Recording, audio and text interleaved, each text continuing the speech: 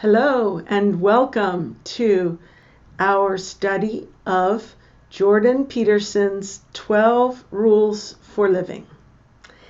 And last week we looked at the possibility that a person might become friends with a loser or a failure because they were trying to rescue him. This might be one reason for becoming friends with a person who is pulling you down. Today, we will look at some more possible reasons why we might choose friends that are not good for us. This is lesson number 12 in the series, and it is the 5th lesson under Rule 3. Choose friends who want the best for you. So, let us begin. Or maybe you have no plan to rescue someone. Maybe you have no plan. Hold it, I want it to be blue. No plan, genuine or otherwise, to rescue anybody. You're associating, meaning you are associating with people who are bad for you, not because it is better for anyone, but because it is easier. So it's not better for them. You are not rescuing them. You are just being friends with these losers because it is easier for you to be friends with them. You know it, and your friends know it. So they know that it's just easy. You know it is just easy. You're all bound by an implicit contract, one aimed at nihilism and failure and suffering of the stupidest sort. So you are bound together, you are connected by a contract, an agreement, but this is an implicit contract. That means you have never stated it in words. You have never agreed in writing or even verbally with a handshake agreement. It has never been made explicit. It is implicit. Something you never mention, but it is a contract of nihilism and failure and stupid suffering. You and your friend are together in this. You've all decided to sacrifice the future to the present. So the future you are giving up in favor of something in the present time. You don't talk about it. It is implicit. You don't talk about it.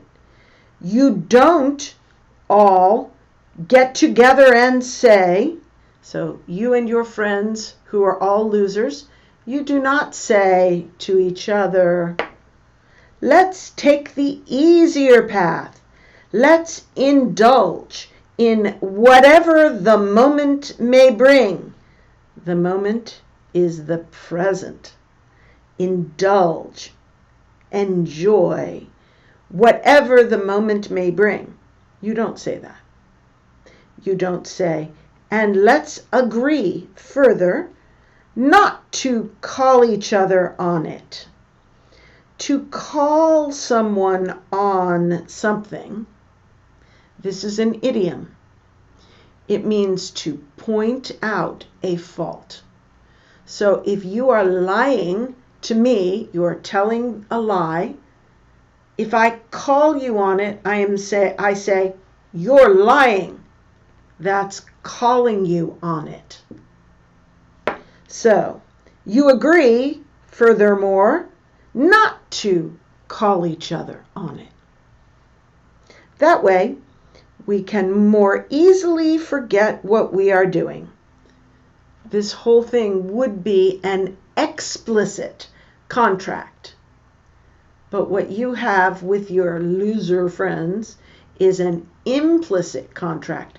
Nothing is spoken clearly, nothing in writing. We all know it's true, but we never say it. We don't mention any of that, but you all know what's really going on. You're doing the easy thing, and you are sacrificing the future, giving up the future for the sake of enjoyment in the present. I think I'll change colors. Before you help someone, you should find out why that person is in trouble. This is a good thing to teach to the left and the liberals. The liberals want to give money to the poor and help everybody at the taxpayer's expense, but they have not found out why the people are in trouble. You shouldn't merely assume that he or she is a noble victim of unjust circumstances and exploitation. So merely means only. So you shouldn't only assume the person is a victim. You should do research and find out. You should do your due diligence. Due diligence. Let me write that for you if I can make this work. You must do, oops, this isn't going to work for me. Do your, I don't think this is going to work for me. Darn, darn, darn. Why isn't it working? Do your due diligence. That means do the work to find out what is happening before you decide to throw money at a poor person. You shouldn't only or merely assume that the poor person is a noble victim, or a victim at all, really, of unjust circumstances and exploitation. It's the most unlikely explanation, not the most probable. What does it refer to? It refers to the idea that the person is a victim of unjust circumstances. In fact, a noble victim. This is unlikely. It is unlikely and it is not probable. Probably they are not noble, and maybe they are not even a victim at all. Maybe. In my experience, Jordan Peterson's experience, clinical and otherwise. So clinical means when he is the doctor, the psychologist receiving a client, and otherwise is just his general experience as a man. In his experience, what he has seen is that it is never that simple. Never that simple means they are noble victims. They are merely noble victims. It's never that simple. It's always more complex. You must not assume that this is true. It's never that simple. Besides, if you buy the story that everything terrible just happened on its own with no personal responsibility, okay, let's get that much before we move the next page. If you buy the story, buy is an idiom for accept an idea kind of stupidly. Usually if you buy an idea or buy a story, you are believing something that is not true. Someone is lying to you and you are believing them. That's usually what it means. So he is suggesting that this is not true by using the verb buy. If you buy the story that everything terrible just happened on its own. Just happened means with no agency, no cause. An accident. That's what just happened. It just happened. There was no cause. And on its own also means no cause. So he is using two phrases that suggest no cause. Not my fault. I am a victim. So if you buy that there is no personal responsibility on the part of the victim, on the part of means belonging to the victim, the alleged victim. If you buy that, then you deny that person all agency in the past and by implication in the present and future as well. Now, and you, in this manner, you strip him of his power. This word deny has more than one meaning. One meaning is to simply say it's not true. Someone says, "Did you steal that dollar?" And you deny it. You say, "No, it's not true." But deny also means to take away something, like to deny a person a privilege. If I deny you the privilege of free speech, I am shutting you up. I am taking away your privilege. I am taking something from you.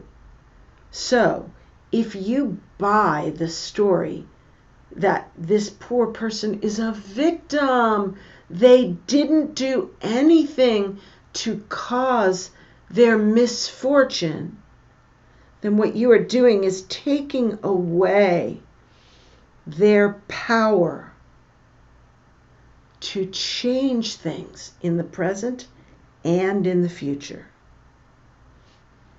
So, liberal pity for the oppressed and the poor and all these victim groups actually perpetuates poverty. It makes poverty continue.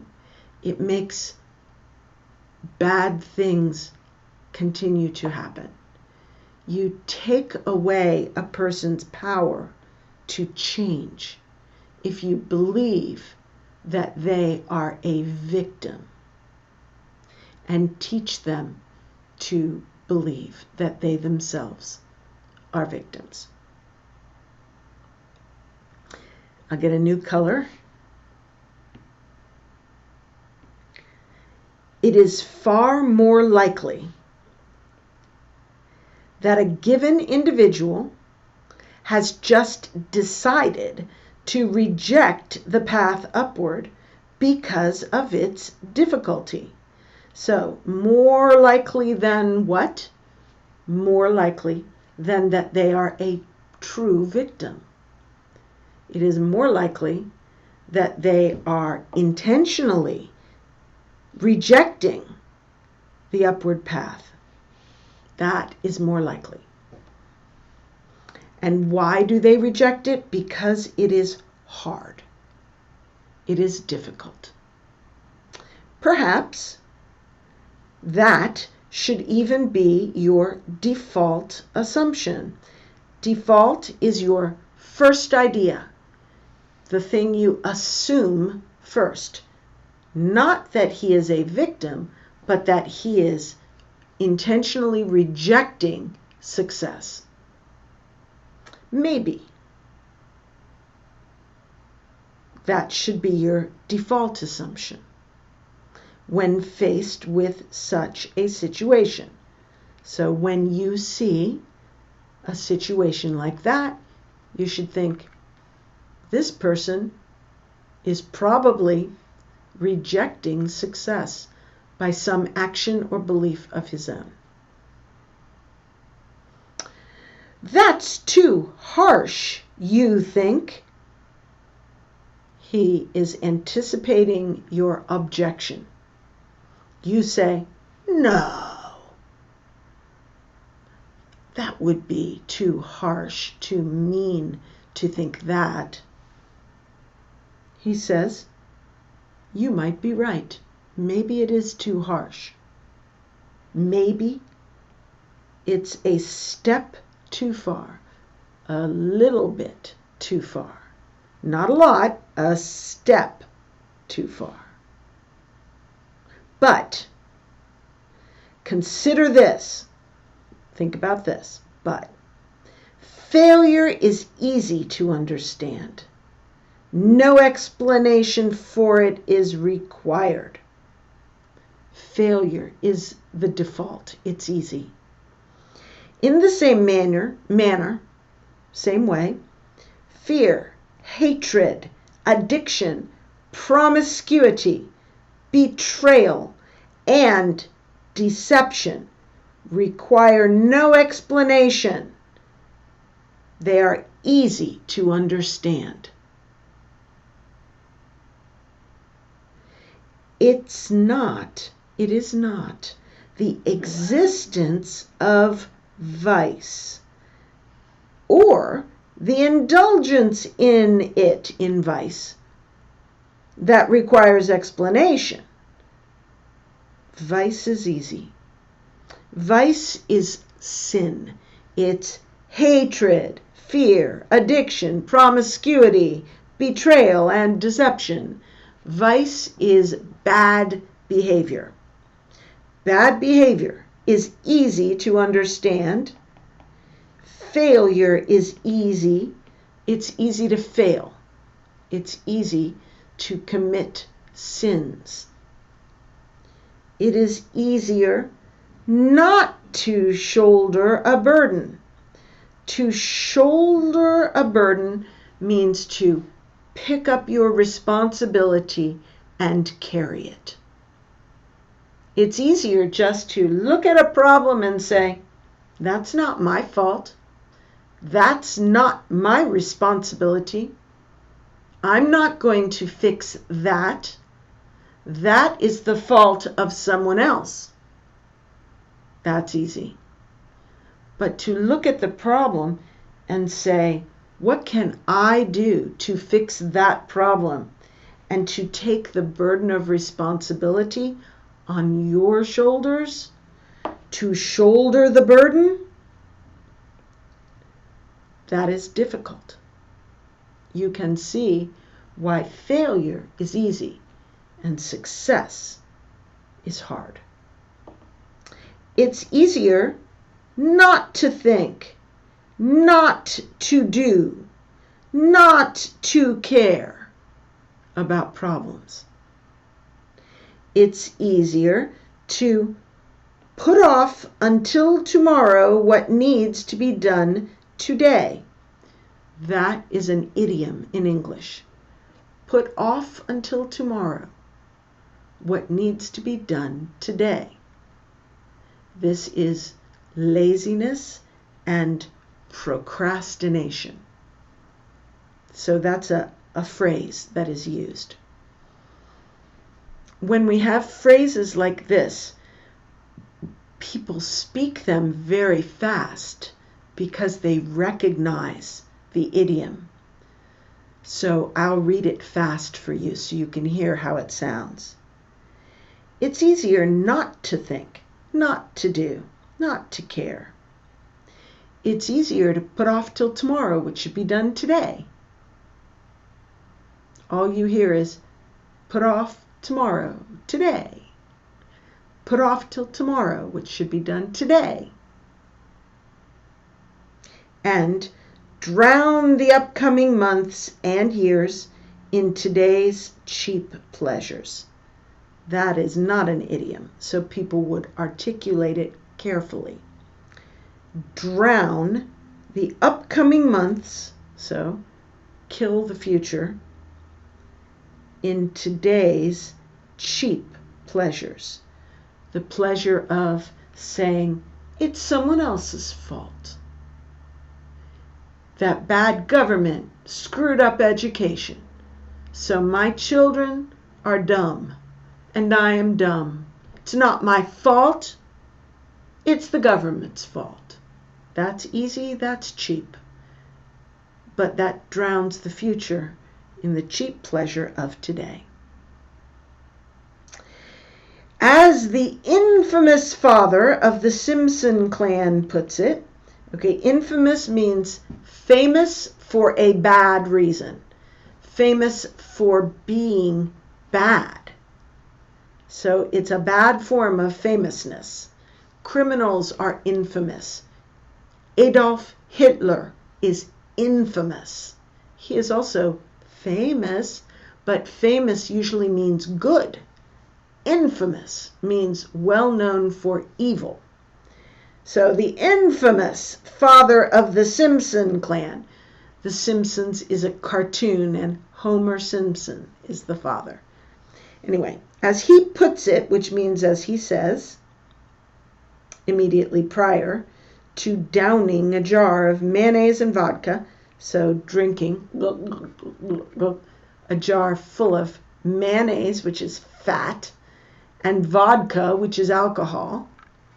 So right before he drinks this, he downs it, he says, that's a problem for future Homer. Man, I don't envy that guy. So he is doing something which will hurt his body in the future. He is Homer in the present, hurting Homer in the future. So he says, that's a problem for future Homer. If you are saying of yourself, that's a problem for future Pedro, or future Julio, or future Beatrice, whoever it is, then you are doing this. So, man, I don't envy that guy. I don't envy my future self. Okay, next paragraph. Back to blue. How do I know that your suffering is not the demand of martyrdom for my resources, so that you can, oh so momentarily, stave off the inevitable? This sentence is hard to understand grammatically. Okay, how do I know that your suffering is not a martyr's demand, a demand for my resources? So you're saying, I am suffering, give me money. You should give me money because I am suffering in a noble cause. You should give me a room in your house because I am homeless because of the evil capitalists. something like this. How do I know that you are not using your suffering to demand my resources so that you can, oh so momentarily, stave off the inevitable? Okay, stave off means hold back. The inevitable is something that will hit you soon. So you are saying, I am holding back disaster. My death, my disaster is going to come upon me, and I am holding it off for I'm at the last moment before it kills me. You must help me by giving me your money immediately, or I will drown in my disaster. And even if you give me money, it will not fix the problem. It will only save me momentarily for a few moments. And then you'll have to give again. You have to continually give because the disaster never goes away. Oh so momentarily. Oh so means very much so. Momentarily. Stave off the inevitable. There's no way to fix it. It will definitely hit me. Maybe you have even moved beyond caring about the impending collapse, but don't yet want to admit it. Moved beyond caring suggests that you have been desperate for a long time, so long that you no longer even care that you will eventually drown or die. So moved beyond means this situation has been going on for a long time, and you don't even care anymore. Whether you live or die, whether disaster comes or does not come, you don't even care. Maybe you don't even care anymore about your terrible future, that you will die of addiction, or that you will become homeless, or whatever it is. But you don't yet want to admit it. So you're still pretending to care and saying, give me resources, but really you're not trying to fix the problem. You don't care that you will be hit with disaster soon. Maybe my help won't rectify anything. Hold on. Rectify means fix it, put it right, solve the problem. Maybe my help won't change anything. It's like giving $1 to a poor man to buy one meal or one fix of drugs or one beer. And then he needs another $1 to buy another one. It doesn't fix the problem. Maybe my help won't rectify anything. Can't rectify anything.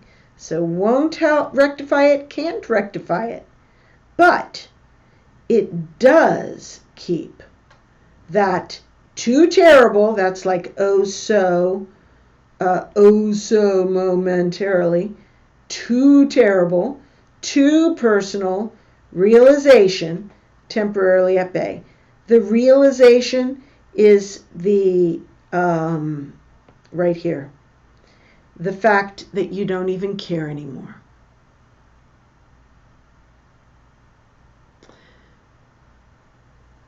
If I give you a little bit of help, you can continue pretending that you care for a little longer. Maybe your misery is a demand placed on me so that I fail too, so that the gap you so painfully,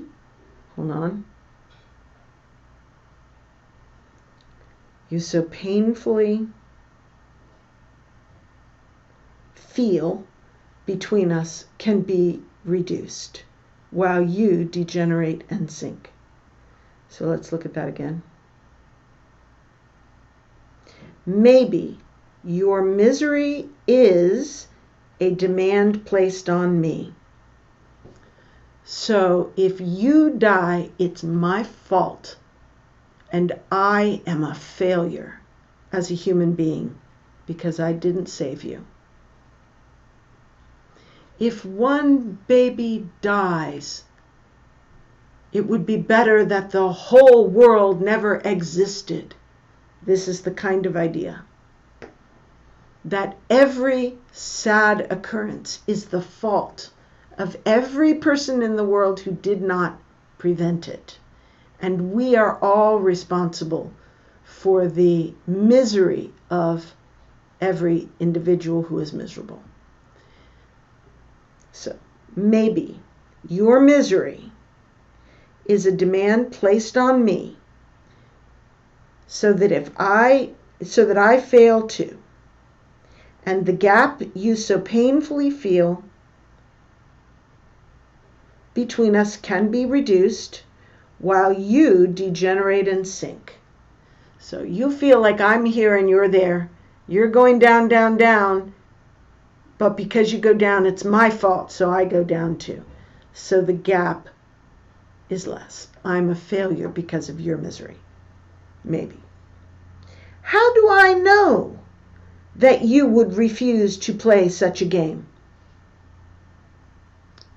So the question is, are you playing this game with the universe?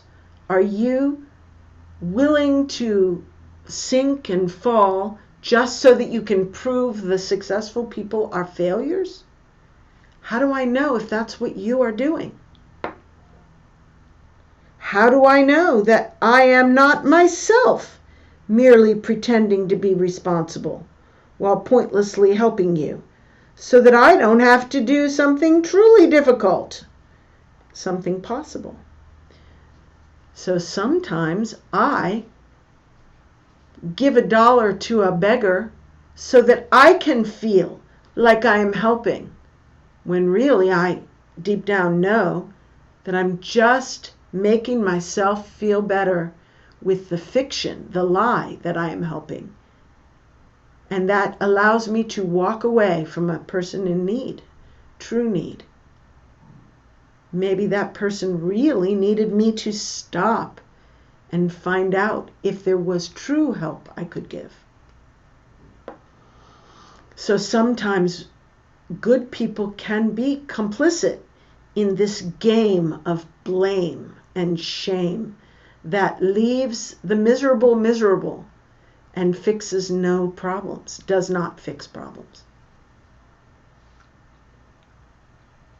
Maybe your misery is the weapon you brandish in your hatred for those who rose upward while you waited and sank.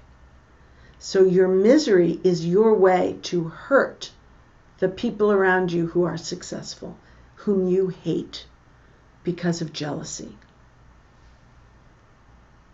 They rose while you waited. You chose to wait, chose not to shoulder responsibility, do hard work, and rise. You chose that. But still you are angry and jealous of those who made a different choice and had a different outcome. And so your misery is your way of saying it's your fault. You are a bad person. Maybe your misery is your attempt to prove the world's injustice instead of the evidence of your own sin, your own missing of the mark, your conscious refusal to strive and live. So you're allowing yourself to stay miserable is your way to prove that it's not your fault, it's the fault of the world, not your fault. Maybe. Maybe your willingness to suffer in failure is inexhaustible. So you will suffer infinitely. You will never hit rock bottom and say, now I will change. I've had enough. Maybe you will never do that. You will go down, down, down until you die, maybe. Given what you use that suffering to prove. Given means in the circumstance. Since you are using your suffering to prove something outside of yourself, maybe you would be committed to that even to death.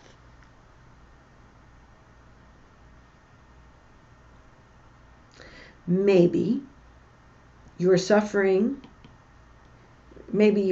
hold on. Maybe your suffering is your revenge on being, existential being, the way things are, the way the world is. How exactly should I befriend you when you're in such a place? How exactly could I? How should I? How could I? If a person is in that place, what can you even do for them? Nothing, really. You can't do anything.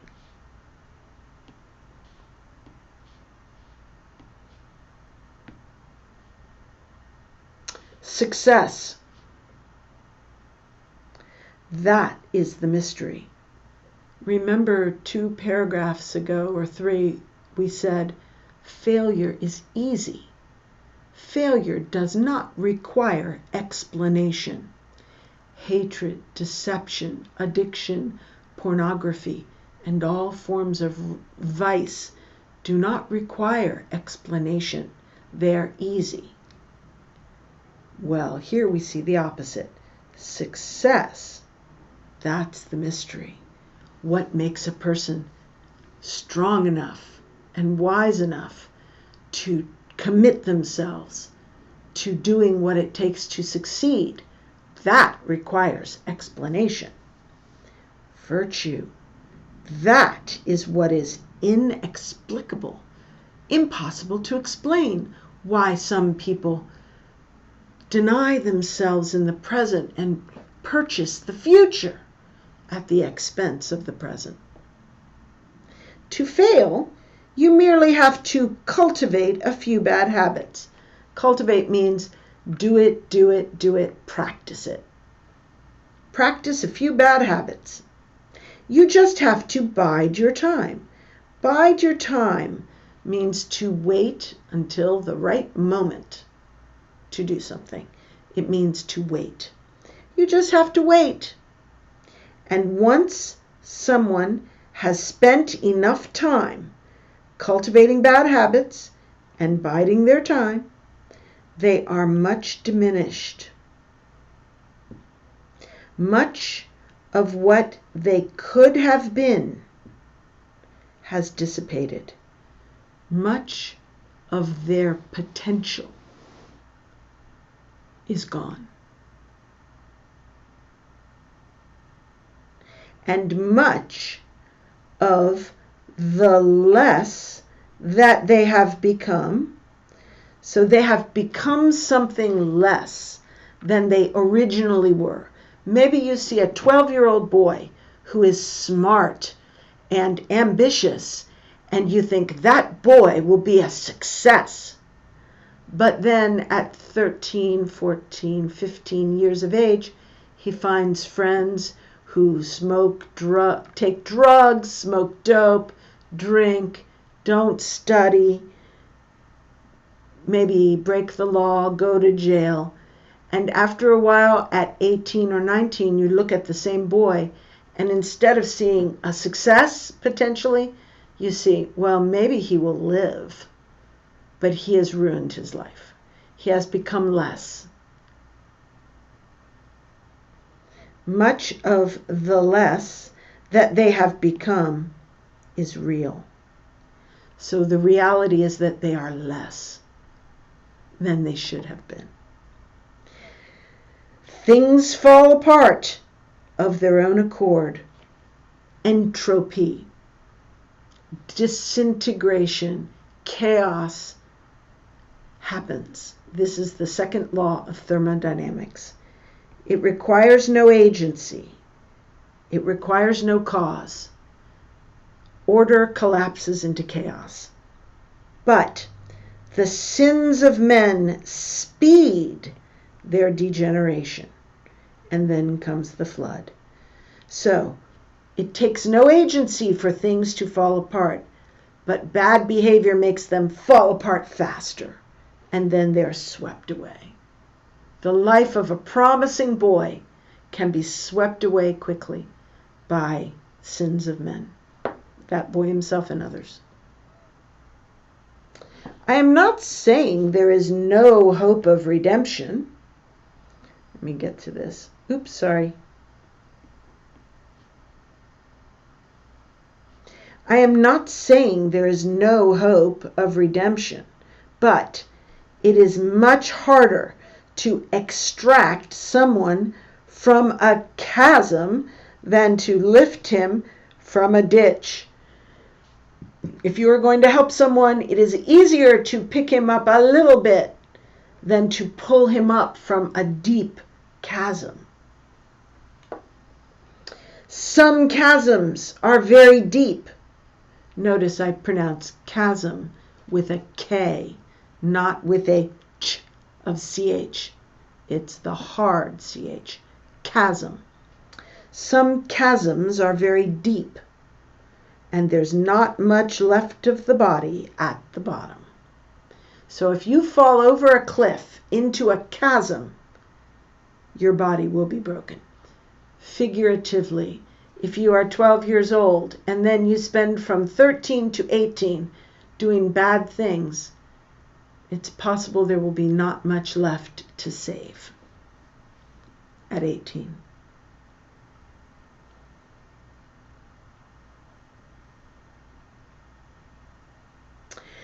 Maybe I should at least wait to help you until it is clear that you want to be helped. Carl Rogers, the famous humanist psychologist, believed that it was impossible to start a therapeutic relationship if the person seeking help did not want to improve. So Carl Rogers, who was a famous humanistic psychologist, said that you cannot help someone unless they want you to help them. He said that it is impossible to convince someone to change for the better. For the better means a good change, to become better. You can't convince someone, you can't persuade them. They have to want it from the inside. The desire to improve was the precondition for progress. You must desire to improve before you can begin to improve. I've had court-mandated psychotherapy clients. They did not want my help. Court-mandated means the court forced a criminal or someone to go to Jordan Peterson for counseling, but the person didn't want it. They were forced to seek my help. It did not work. It was a travesty. A travesty is a ridiculous, absurd farce, a farce. It was a farce of therapy. Because if the person doesn't want to improve, you cannot help them. If I stay in an unhealthy relationship with you, perhaps it's because I am too weak-willed and indecisive to leave. But I don't want to know it. So I don't want to know that I should leave, but I'm too weak to leave. I don't want to believe that, people will never say, oh, I should leave my friend, but I'm weak. They don't want to say that. They don't want to know that. Thus, I continue helping you and console myself with my pointless martyrdom. So I say, well, I am a martyr. That must mean I am justified. I am doing something good. Maybe I can then conclude about myself, quote, someone that self-sacrificing, that willing to help someone, that has to be a good person. Has to be a good person. So if I am insecure and don't know if I'm good, I will give, just to, even if it doesn't really help, just to persuade myself that I am okay. Many people need to persuade themselves that they are okay. The only true way for us to know that we are okay is if we know that we are saved and chosen and loved by God through Jesus Christ. If we have that, we know we are okay. Not because of our own goodness, but because He chose us. We must be valuable. But other than that, it's very hard to be sure that you are acceptable. So some people think, oh, I gave $1 to a poor guy. I must be good. Or I continue helping this friend who is an alcoholic. I must be good. Not so. It might be just a person trying to look good, pretending to solve what appears to be a difficult problem. So pretending to solve it, instead of actually being good and addressing something real. Maybe instead of continuing our friendship, I should just go off somewhere, get my act together, and lead by example. Get your act together is an idiom in English. It means fix my problems. It means do better. Stop being stupid. Start being truly good. And when I have done that, I am ready to lead by example. I do not have to say to my friend, don't drink. He will see that I don't drink, and if he wants to be friends with me, he will not go to the bars, he will go with me where I go. No words necessary.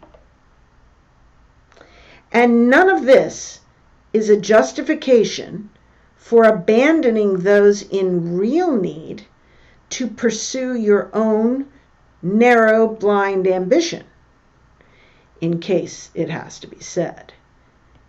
Okay, so this in case it has to be said means what I just said should be obvious, but I want to make sure you know, just in case you didn't know.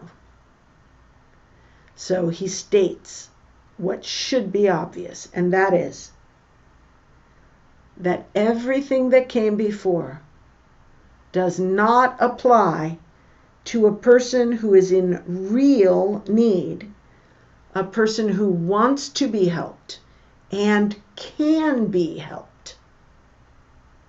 The trouble is, it's hard to find that person, and it is hard to know if that is the kind of person with whom you are dealing. So, next week, we will finish rule number 3. Stay tuned. See you later.